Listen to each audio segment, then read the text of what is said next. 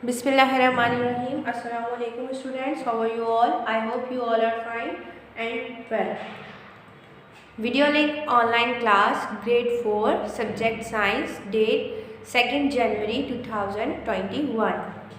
Students take out your science workbook and open page number 29. जैसे कि हम अपना चैप्टर कंप्लीट कर चुके थे, पूरा पढ़ चुके थे, तो आज इसकी हम तमाम की तमाम एक्सरसाइज जो है वो समझेंगे भी और वर्कबुक पर आपने जिस तरह से मैं आपको समझाती जाऊंगी इस तरह से आपने ये जो है वो काम अपनी वर्कबुक्स पर करना है। तो स्टार्ट करते हैं वर्कबुक पेज नंबर 29 पे जो आपका क्वेश्चन है, draw life cycles of a cockroach and mealworm beetle on a chart, make a comparison by labelling each stage, which one exhibits a complete metamorphosis and which exhibits an incomplete metamorphosis। हमने Metamorphosis के बारे में पढ़ा था, incomplete और complete का। Complete Metamorphosis वो होता है जिस एनिमल की जो इंसेक्ट्स की जो है वो लाइफ में 3 स्टेजेस होते हैं लाइफ के, ठीक है, तो वो इनकम्प्लीट मेटामॉर्फोसिस कराता है। और वो जिसके जो है वो लाइफ स्टेज 4 लाइफ स्टेज होते हैं जिन एनिमल्स के, वो कंप्लीट मेटामॉर्फोसिस कराता है, ठीक है। तो यहाँ आप इस तरह से जो है वो लाइफ साइकिल ऑफ कॉकरोच की हेडिंग देंगे, इस तरह से आपने कॉकरोच की लाइफ साइकिल को ड्रॉ करना है, ठीक है। और साइड में आपने एक कॉलम बनाना है जिसमें लिखना है the cockroach passes through 3 stages in its life cycle, ठीक है। आपने लिखना है the cockroach passes through 3 stages in its life cycle. Cockroach की लाइफ साइकिल के कितने स्टेज है? 3 स्टेजेस है। इस वजह से it exhibits N incomplete Metamorphosis, इसलिए कॉकरोच जो है की जो मेटामॉर्फोसिस है वो इनकम्प्लीट है क्योंकि 3 स्टेजेस है लाइफ साइकिल के। उसके बाद आप उसी पेज वर्कबुक के पेज नंबर 29 पे आप जो है वो हेडिंग देंगे लाइफ साइकिल ऑफ मीलवॉर्म बीटल, ठीक है। उस तरह से आपने ये वाली जो लाइफ साइकिल है मीलवॉर्म बीटल की आपने अपनी वर्कबुक पे ड्रॉ करनी है।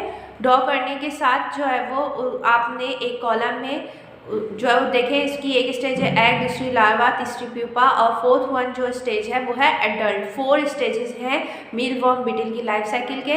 तो यहाँ साइड में आप 2 पॉइंट्स में लिखेंगे the mealworm beetle passes through 4 stages in its life cycle, it exhibits an complete metamorphosis. Mealworm beetle की जो लाइफ साइकिल के 4 स्टेजेस हैं और इसलिए मीलवॉर्म बीटल जो है वो क्या है, कंप्लीट मेटामॉर्फोसिस रखता है क्योंकि इसकी लाइफ साइकिल के 4 स्टेजेस हैं। Now open workbook page number 30। Workbook page number 30 पे आपका कुछ इस तरह से चार्ट है, उस पर क्वेश्चन है compare and contrast between a complete and incomplete Metamorphosis through a double bubble map, also list down the feature found in both them. आपने यहाँ पर एक आपको बटरफ्लाई दी गई है, दूसरा ग्रॉस ऊपर, ठीक है। यहाँ पर आपसे पूछा गया कंपैरिजन करने कंप्लीट और इनकम्प्लीट मेटामॉर्फोसिस का, ठीक है। अब इसमें आपसे पूछा गया है बटरफ्लाई के बारे में। पहला है नंबर ऑफ स्टेजेस, तो बटरफ्लाई की कंप्लीट मेटामॉर्फोसिस होती है तो इसलिए इसकी life number of stages of life जो है वो 4 है, ठीक है। उसके बाद जो इसकी प्री एडल्ट एज यानी कि जो एडल्ट एज से पहले की जो एज होती है, ठीक है, तो वो क्या कहलाती है बटरफ्लाई की, वो कहलाती है कैटरपिलर, ठीक है। तो यहाँ आप लिख देंगे कैटरपिलर और यहाँ लिखेंगे 4 स्टेजेस।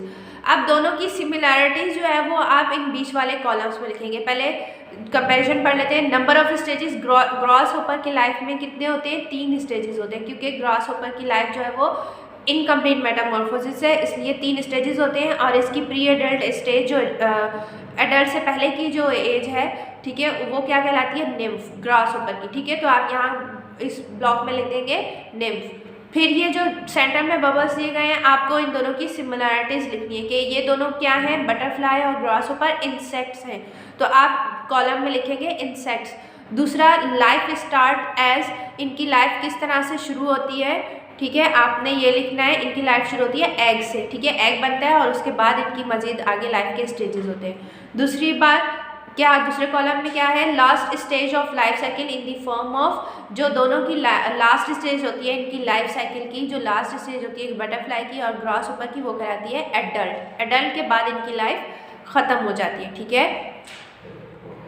उसके बाद पेज नंबर 31 पे आपकी एक्सरसाइज है A, answer the following questions. Question answers आपको दिए गए हैं, ये आपने इसी तरह से जो है वो अपने वर्कबुक में लिखने हैं। वर्कबुक पेज नंबर 31 पे पहला है what are the basic needs of animals that are essential for their survival. Animal की बुनियादी ज़रूरतें कौन सी हैं जो कि उनको जिंदा रहने के लिए ज़रूरी है।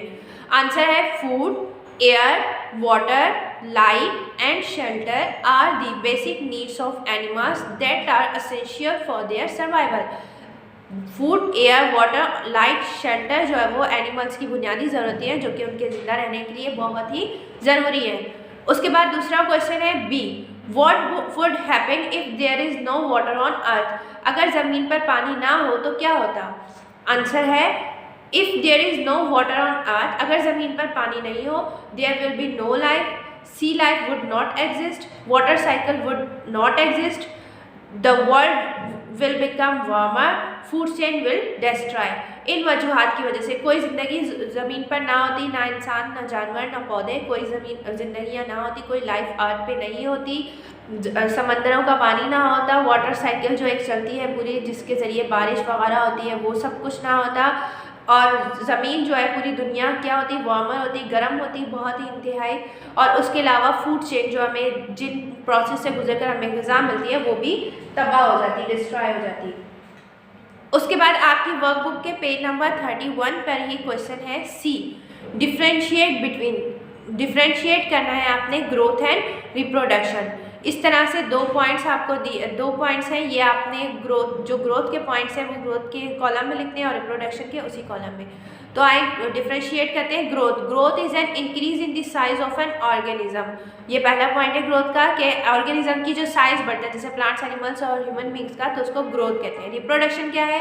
Reproduction is a way to make new organism that can grow. Reproduction वो अमल है जिससे एक ऑर्गेनिज्म यानी कि एक प्लांट, एक ह्यूमन, एक एनिमल से दूसरा प्लांट, दूसरा एनिमल या दूसरा ह्यूमन बींग बनता है, उस अमल को कहते हैं रिप्रोडक्शन। ठीक है, ग्रोथ का दूसरा पॉइंट है an increase in the size of cells takes place by coming more food. अब जो साइज बढ़ती है ऑर्गेनिजम्स की वो किस तरह से, जितनी ग़िज़ा वो इस्तेमाल करेंगे तो उनकी साइज जो है वो इंक्रीज होगी। Reproduction it is the process by which living things give birth to their young. ये ऐसा अमल है कि जो लिविंग थिंग है, जानदार चीज़ें हैं, वो अपने दूसरे जो है वो अपनी जैसे ही कॉपीज़ बनाते हैं, उनको बर्थ देते हैं, जैसे कि प्लांट्स, एनिमल्स और ह्यूमन बींग्स।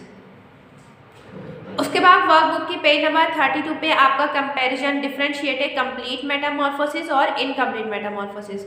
इसका डिफरेंशिएट पढ़ लेते हैं। Animal passes through 4 stages of life cycle. Complete Metamorphosis में क्या होता है, एनिमल की लाइफ साइकिल के 4 स्टेज होते हैं। Incomplete Metamorphosis, animal passes through 3 stages of life cycle. इसमें इनकम्प्लीट इस वजह से क्योंकि एनिमल 3 स्टेजेस लाइफ साइकिल के 3 स्टेज पूरे करते हैं। दूसरा कंप्लीट मेटामॉर्फोसिस का पॉइंट है physical features change at every stage of life. Her stage पे एनिमल्स के जो फीचर्स हैं, जो लुक है, जो खसूसियात हैं, वो चेंज होती रहती है। Physical features do not change at every stage of life. Her life की स्टेज पे फिजिकल फीचर जो है वो सेम ही रहते हैं। इनकम्प्लीट मेटामॉर्फोसिस जिन एनिमल की लाइफ साइकिल में होती है। एग्जाम्पल क्या है? एग्जाम्पल आप अलग पॉइंट में लिखेंगे, 1, 2 और 3 पॉइंट्स हैं, तो एग्जाम्पल अलग पॉइंट में लिखेंगे। बीज, फ्लाइज, बटरफ्लाई जो है वो कंप्लीट मेटामॉर्फोसिस होती है, और जो एग्जाम्पल है इनकम्प्लीट मेटामॉर्फोसिस की फ्लाई या कॉकरोच वगैरह, इनकी क्या होती है, इनकम्प्लीट मेटामॉर्फोसिस होती है। उसके बाद आपका क्वेश्चन है वर्कबुक पेज नंबर 32 पर ही, डी है how do we get energy and where does all this energy come from. हम एनर्जी कैसे लेते हैं और ये एनर्जी कहाँ से आती है, तवानाई। कुछ हिंट्स दी गई है। Explain this concept using these words. आपने इस कॉन्सेप्ट को जो है वो इन अल्फाज को इस्तेमाल करते हुए एक्सप्लेन करना है। Human beings eat food, energy, plants grow reproduce, animals sun need food chain producers consumers. तो आइए एक पैराग्राफ लिखते हैं इन हिंट्स को यूज करते हुए। आंसर है all living things like human beings, animals and plants need food to get energy. Plants produce their own food by the process of photosynthesis from sunlight, so they are called producers. Animals and human beings get their food from plants, so they are called consumers. Human beings, animals and plants can grow and reproduce themselves. इसका मतलब क्या है, तमाम जितने भी living things हैं, human beings, plants और animals, उनको फूड की ज़रूरत होती है तवानाई हासिल करने के लिए। प्लांट्स अपनी ग़िज़ा खुद बनाते हैं फोटोसिंथेसिस के अमल से, सनलाइट के ज़रिए। ठीक है, तो इसलिए ये प्रोड्यूसर्स कहलाते हैं। एनिमल्स और ह्यूमन बींग्स अपनी ग़िज़ा प्लांट से लेते हैं, तो इसलिए कंज्यूमर्स कहलाते हैं। ह्यूमन बींग्स, एनिमल्स और प्लांट्स जो है वो ग्रो भी कर सकते हैं और रिप्रोड्यूस भी कर सकते हैं, ठीक है।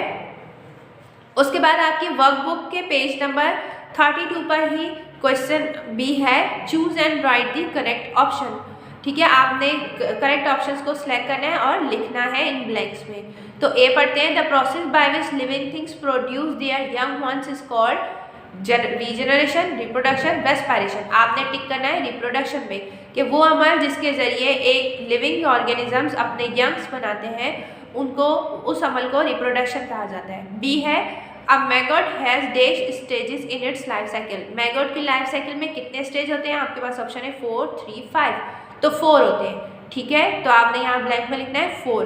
सी है, plants do not dash like animals और ह्यूमंस। प्लांट जो है वो एनिमल्स और ह्यूमंस की तरह क्या नहीं कर सकते? ग्रो, रिप्रोड्यूस या मूव। ग्रो करते हैं, रिप्रोड्यूस भी करते हैं, लेकिन मूव नहीं कर सकते, तो इसलिए आप ब्लैंक में लिखेंगे मूव। डी है, the change in the body structure from an egg to an adult is called. Body structure का जो चेंज होता है एग से लेकर, यानी कि जो लाइफ स्टार्ट होती है और आखिरी स्टेज पर एडल्ट तक, उस अमल को क्या कहा जाता है?